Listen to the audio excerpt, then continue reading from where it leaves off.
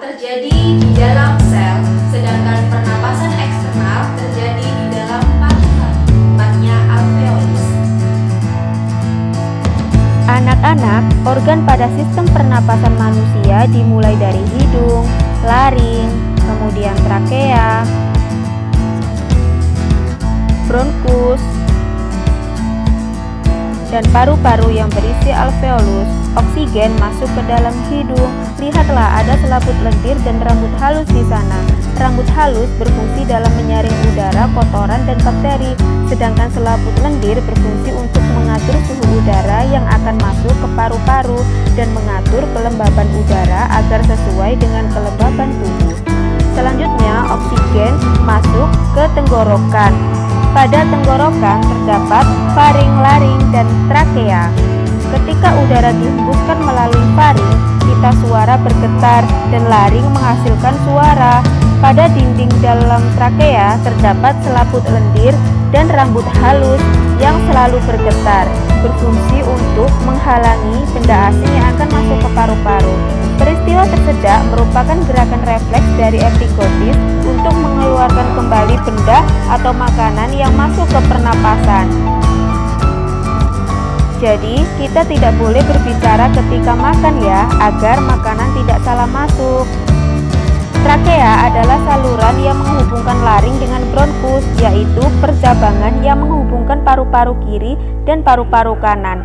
Melalui bronkus, gas oksigen disalurkan ke bronkeolus sehingga sampai ke alveolus. Alveolus mempunyai pembuluh darah di mana terjadi pertukaran atau difusi gas oksigen dan CO2. Pernapasan dada terjadi karena gerakan tulang-tulang rusuk oleh otot antar rusuk atau interkostal. Sementara pernapasan perut yaitu pernapasan yang terjadi karena otot-otot diafragma, yaitu sekat antara rongga dada dan rongga perut.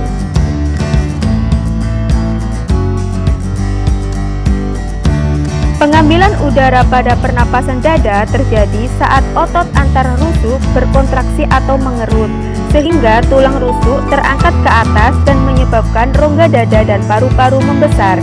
Jadi, pengeluaran udara terjadi saat otot antar rusuk berelaksasi atau mengendur. Tulang rusuk turun ke posisi semula sehingga rongga dada dan paru-paru mengecil. Pada pernapasan perut, pengambilan udara terjadi saat otot diafragma berkontraksi. Posisi diafragma mendatar dan menyebabkan rongga dada dan paru-paru membesar. Jadi, pengeluaran udara terjadi saat otot diafragma berelaksasi. Posisi diafragma melengkung ke atas.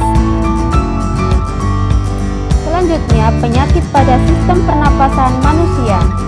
Yang pertama yaitu TBC atau tuberkulosis yang disebabkan oleh bakteri Mycobacterium tuberculosis yang menyerang bagian alveolus atau paru-paru.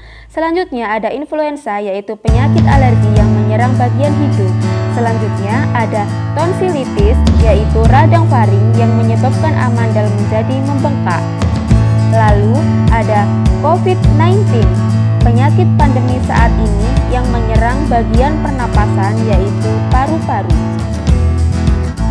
Lalu ada asma dan juga emfisema.